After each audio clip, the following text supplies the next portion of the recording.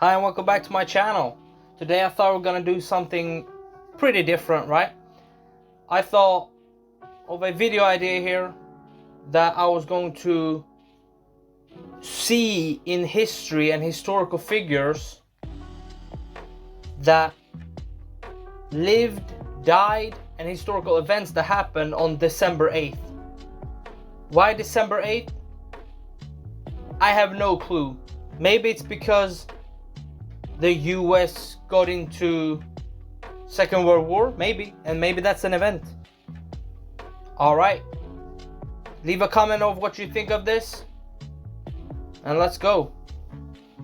So, the first person here you may have seen is Mary Queen of Scots, and she was born on December 8th, right? And she's very famous of almost being Queen of Scotland and England because of the infighting in England, but she was Catholic, so it was really frowned upon in England at the time to have a Catholic ruler, although they had Queen Mary, and maybe that's the reason, or we know that's probably the reason why in England still today, they changed a little bit, but still today the English crown has to be, the person that's the king or queen has to be Protestant, or at least align themselves with Protestantism and not the Catholic Church, right? But she was famously executed on the orders maybe of Queen Elizabeth I, who was her first cousin once removed, right? But she's also famous, I believe, in maybe killing her, I think it's second husband, right? Maybe. But she was executed because she was found guilty of plotting to assassinate Elizabeth. But she was held in, I think it was, I don't know if it was in the Tower of London, maybe. I think so, but she was very young. I mean, she died of 44, but she was held in, I don't know how long she was held in captivity, right? Here it says 18 and a half years in captivity. Yeah. So here we have the next. It's always going to be famous persons. At this time, it's always going to be dukes, kings, aristocracy, right? But this is Francis I, the Holy Roman Emperor, right? And why is he famous? Or I would argue people probably know about him if they know about, obviously, the War of the Polish Succession, right? But his son, and then I think his grandson, right? Because if we go through the here, right? We have Holy Roman Emperor, right? We have Joseph II, right? Which is his son, right? Which is Francis I's son. Or no? Yes. Yes. And then Joseph's younger brother Leopold came to the throne, right? And then you have Francis II, who is famous to be emperor, and Emperor of Austria and Holy Roman Emperor, right? During the Napoleonic Wars, right? And you see his father was Leopold II, which means his grandfather was Francis I, right?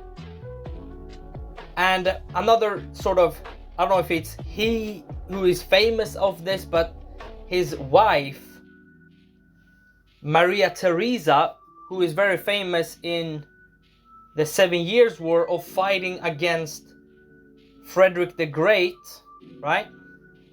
You have Maria Theresa, right? And she fought against Frederick the Great. I mean, she fought in all wars, right? I mean, he is famous of that.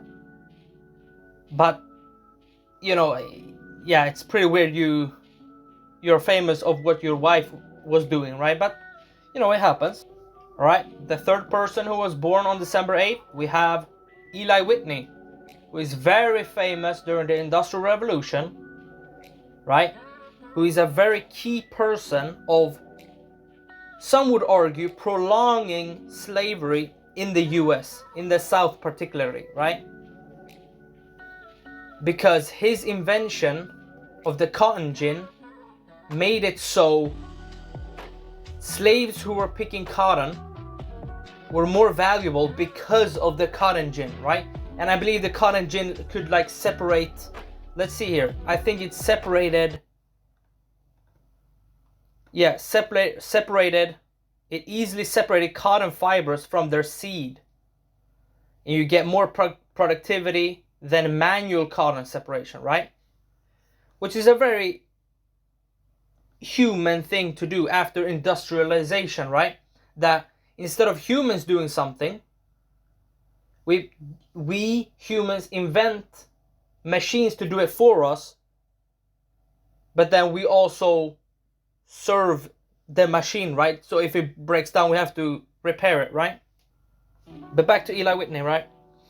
So yes, his invention probably prolonged slavery in the South and border states, right? Here we have Jean Sibelius, right? The fourth person who was born on December 8th, right? I mean, if you don't know anything about classical music, then you probably don't know who Sibelius is, but I mean, he's very famous, right? And of course, there's a historical point here of more like struggle for independence from Russia, right? Or develop a national identity for Finland, because Finland has been throughout its time been a part of Sweden and then Russia, and then he wanted something else, right? But he's very famous composer. Yeah, I mean, if you just type Jean Sibelius famous pieces, I mean, you would probably recognize some parts of it, right? So I just thought it'd be a cool person to see. I mean, he became 91 years old. That's pretty cool. Here we have Jim Morrison. A little bit of a sad case, right? Born on December 8th, right? 1943, in the midst of World War II. He's very famous, right? I mean, he was in the band The Doors, right? And they have made a lot of good songs, right? But a sad case because he's linked to this 27 Club, right? Which is artists, singers particularly, which is linked to this club, 27 Club, which is that artists die before turning 27 or die when they are at 27, which he was. Like, think about it, 27 years old and you die.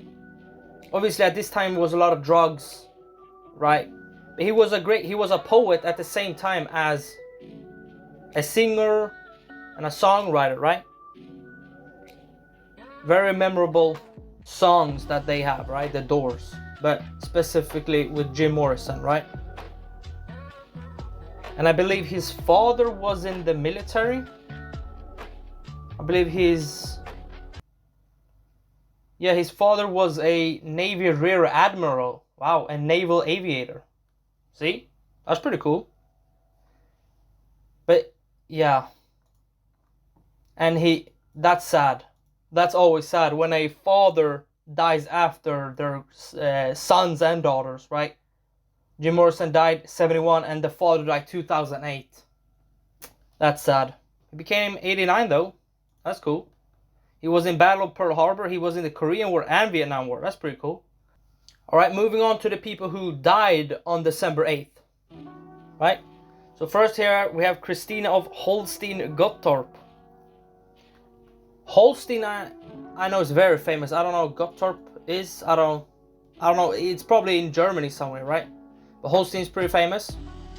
So she was the second wife, I believe, of Charles IX of Sweden, who is the youngest son of Gustav Vasa, right? Who is sort of the father of Sweden, right? And when he became king, 1523, Sweden became a nation, right? it's cool that her husband's father was the first king of Sweden, right? But what's also cool is that her son, Gustav II Adolf, Gustavus Adolphus, the lion in the north, was her son. That's cool, right? So you have all these connections, right?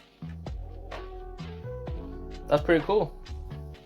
So here we have Oscar II. I don't know why is kings of Sweden die on kings or monarchies of Sweden die on December 8th. I don't know why, but he was king of Sweden and king of Norway, because Sweden and Norway had the same crown, right? Same as Scotland and England, right?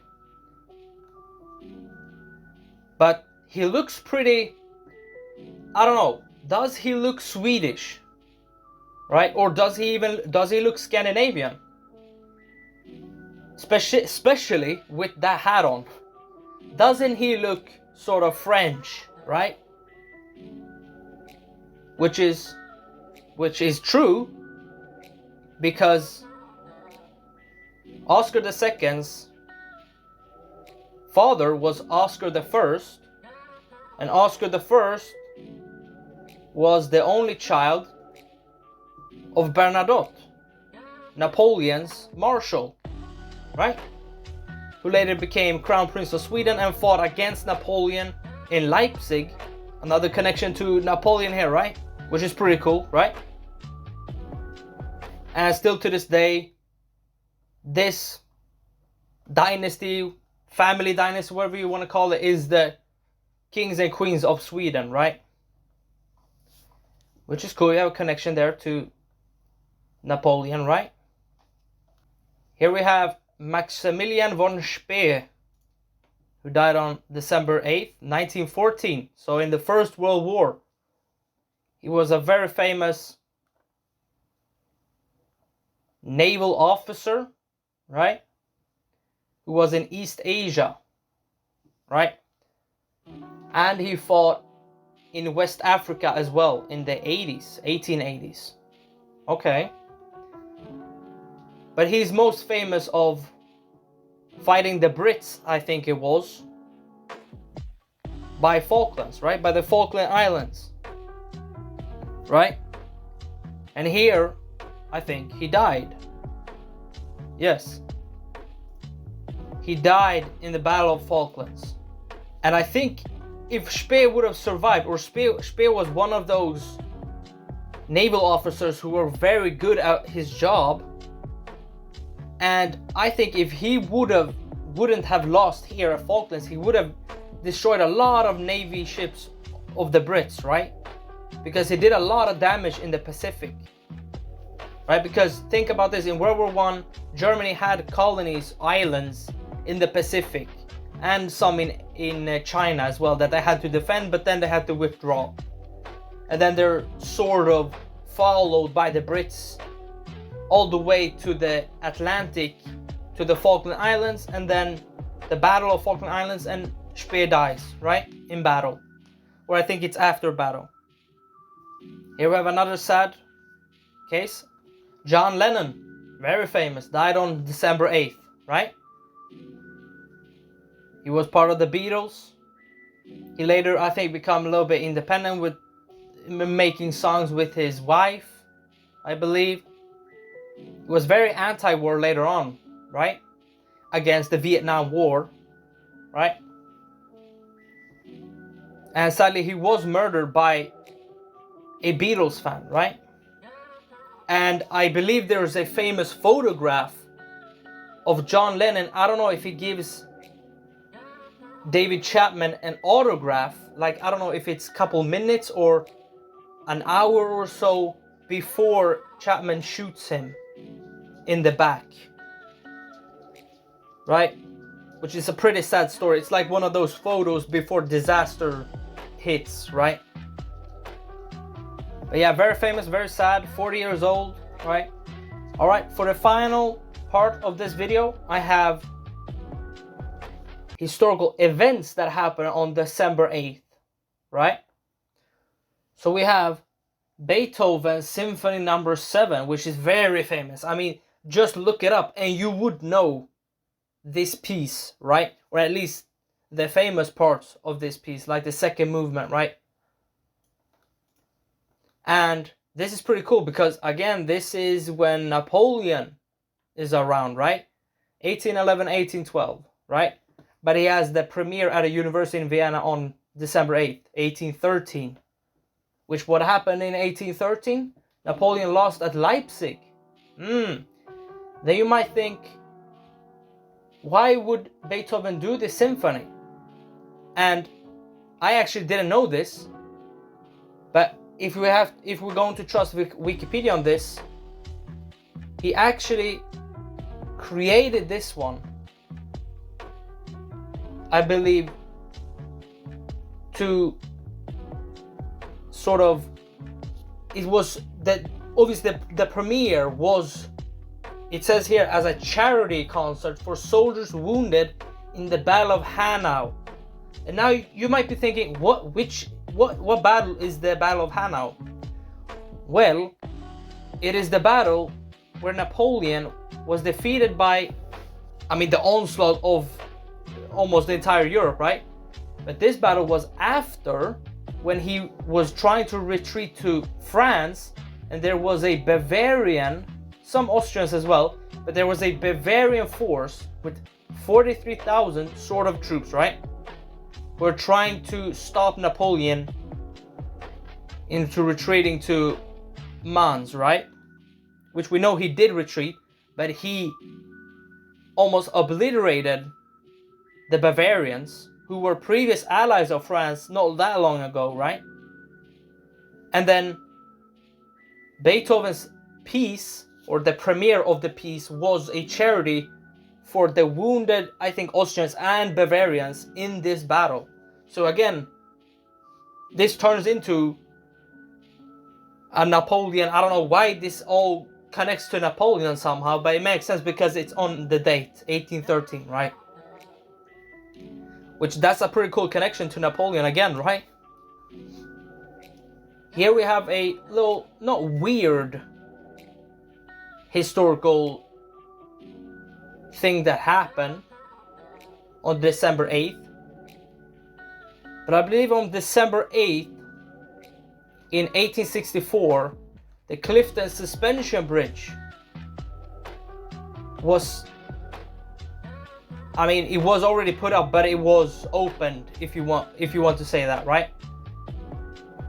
Which is built, the bridge was built by, designed by William Henry Barlow and John Hawkshaw, but it was based on earlier design by Isambard Kingdom Brunel, which is a very cool figure, right? Very cool person in the 19th century, right? I mean, he's an engineer. I mean, he's just cool, right? Look at that picture. He's just standing there with his hat, hands in pockets, and there's chains behind him. For probably ships, I don't know, maybe bridges, I don't know. But that's so cool, look at that. I just thought this was cool, right? Suspension bridges, I mean, we use them a lot, right? And now we have the German Imperial War Council of 8th December 1912. So this war council is pretty significant because this is sort of a precursor to the sort of escalation of sort of 1.5, maybe 1 year and 8 months after this. You have the same sort of escalation of imperial powers building up their military and military forces, right, in Europe. So this German Imperial War Council was a result of Russia's sort of, they announced that they don't like that Austria-Hungary has a concern about Serbia's success in the First Balkan War, right? Because in the First Balkan Wars, I mean, you had Bulgaria, you had Romania, you had Greece, Serbia. I don't know if Montenegro was there, but I believe those 4 was there fighting against the Ottoman Empire, and they all succeeded. But this is funny because like the First World War, after the First World War, there was already these crumbles you can see that would then later turn into World War II, right? Same with the First Balkan War. After the First Balkan War, you have this sort of someone didn't get what they wanted, right? And that was Bulgaria. Bulgaria said he wanted more lands, more territory than they got after the First Balkan Wars. So what did they do? They then started the Second Balkan War, which was everybody that I just mentioned, Serbia, Romania, Greece, and the Ottoman Empire against Bulgaria, because Bulgaria was attacking Serbia and Greece, and I think Romania as well, right? And I believe that's why Turkey today has that sort of landmass on the European continent, right? It was after the Second Balkan War, right?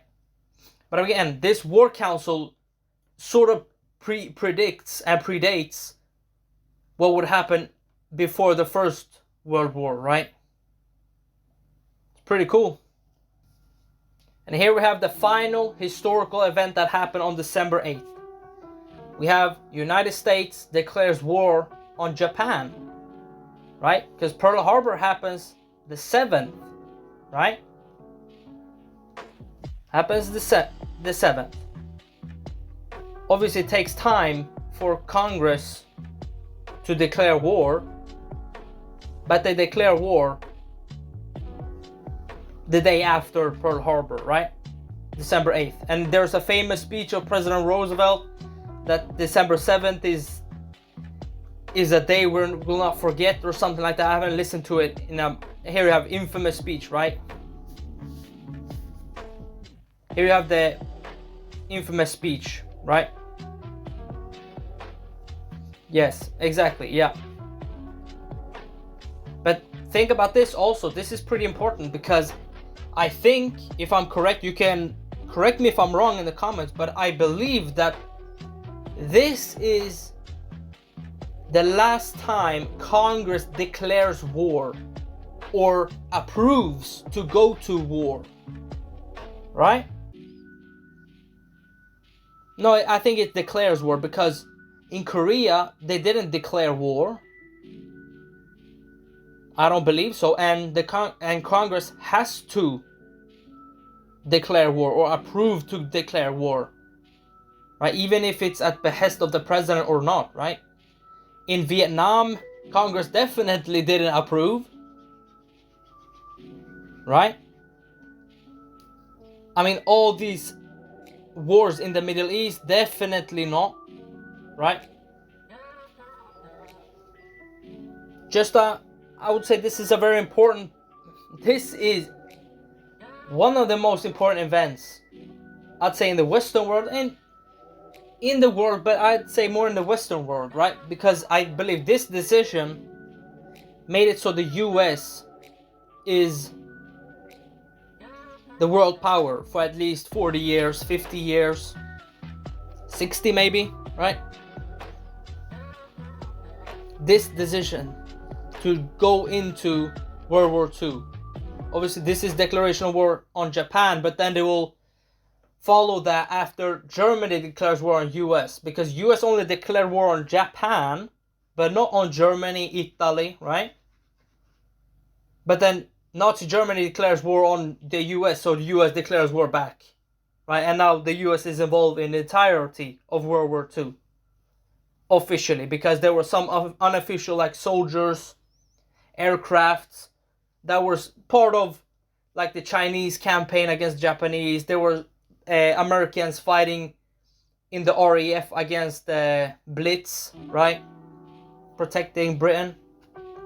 Alright, I'll hope you guys like this. I don't know if I'm gonna do this on another date, right? Leave a comment what you think. Let's have a conversation. Bye.